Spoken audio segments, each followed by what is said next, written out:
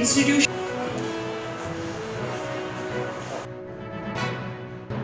ಲಾಸ್ನಲ್ಲಿ ಕಡಿಮೆ ಆಗುತ್ತೆ ನೋಡಿ, ಖರ್ಚು ಕಡಿಮೆ ಆದರೆ ಅದರಿಂದ ಲಾಭ ಜಾಸ್ತಿ. ಇದು ಲೋ ಕಾಸ್ಟ್ ಬಾಯಲ್ಟಿ ಬ್ಯಾಲೆನ್ಸ್.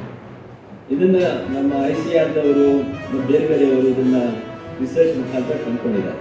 ಓಕೆ, ಇಲ್ಲೇ ಕರ್ನಾಟಕದಲ್ಲಿ ಕೂಡ ನೋಡಿ, ಗುಂಡ್ಲುಪೇಟೆಯಲ್ಲಿ ಒಂದು ಎಕ್ಸ್ಪೆರಿಮೆಂಟ್ ಆಗಿದೆ ವೆಟಿವರ್ H4 ಮೇಲೆ.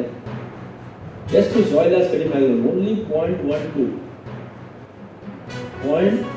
12 ಟನ್ ಪರ್ ಹೆಕ್ಟೇರ್ ಲಾಸ್ ಅಷ್ಟೇ. ಇದೆಷ್ಟು ಇಫೆಕ್ಟಿವ್ ಆಗಿದೆ.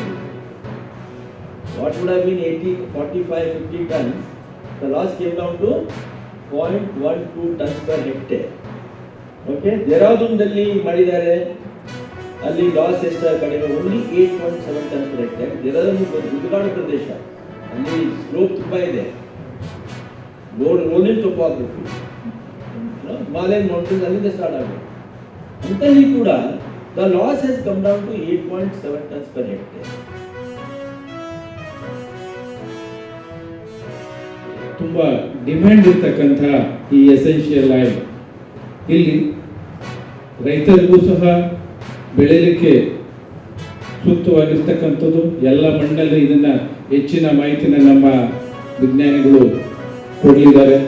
ಯಾವ ಮಣ್ಣಲ್ಲಿ ಈಗಾಗಲೇ ನಮಗೆ ಡಾಕ್ಟರ್ ಪ್ರಕಾಶ್ ರಾವ್ ಅವರು ಸಾಕಷ್ಟು ನಮಗೆ ಮಾಹಿತಿನ ನೀಡಿದ್ದಾರೆ.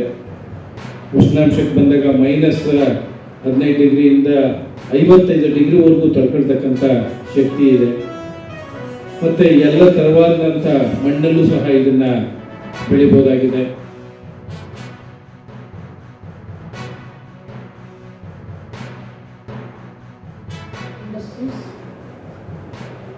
High end aromatherapy industries, ನಗರಗಳ ತುಂಬ wellness centres. And this important quality, ಯಾವಾಗ ಮನುಷ್ಯ ಡಿಸ್ಟ್ರೆಸ್ ಆಗಿರ್ತಾನೆ, ಯಾವಾಗ ಮನುಷ್ಯನಿಗೆ ಸ್ಟ್ರೆಸ್ ಆಗಿರುತ್ತೆ, ಯಾವಾಗ ಮನುಷ್ಯನಿಗೆ ಮಾನಸಿಕ ವೇದನೆಯಿಂದ ಬಳಲುತ್ತಿರ್ತಾನೆ, ಆಟ ಆಡಿ ಮಸಲುಗಳ ಸ್ನಾಯುಗಳ ಸೆಳೆತ ಆಗಿರ್ತದೆ, ಇಂಥ ಸಮಯದಲ್ಲಿ ಈ ವೆಟಿವರ್ ಆಯಿಲ್ನ ಉಪಯೋಗ ಈಗ ಬಹಳಷ್ಟು ಜಗತ್ತಿನಾದ್ಯಂತ ನಡೀತಾ ಇದೆ. ವಿಶೇಷವಾಗಿ ಇದು ಅಮೆರಿಕ ಕಾಂಟಿನೆಂಟಲ್, ಆಫ್ರಿಕಾದಲ್ಲಿ ಹಯಾತಿ ಅಂತಕ್ಕಂಥ ಐಲ್ಯಾಂಡ್ನಲ್ಲಿ 50% ಇದನ್ನು ಬೆಳೀತಾರೆ.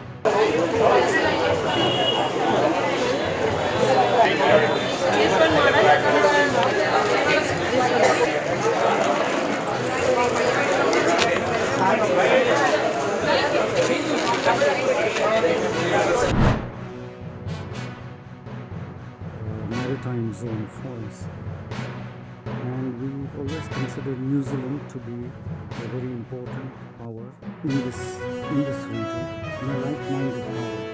In fact, to the credit of Prime Minister Jackson, traditional medicine and celebrating indigenous cultures.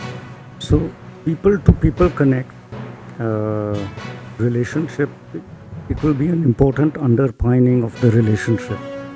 One of the areas that the Prime Minister did talk about was on promoting, he did mention this New Year festival and the similarities. But one of the things we are doing this time is that we are focusing on traditional medicine. As you know, the Prime Minister has always believed that traditional medicine in a public healthcare system is a very important preventive healthcare.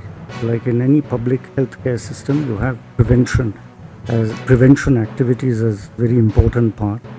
So collaboration between New Zealand's ancient Maori culture and India's own traditional medicine is a very exciting area of cooperation and very relevant to contemporary time. So this is certainly something that the Prime Minister himself is very interested in promoting, and it is also a very exciting area for developing the relationship forward.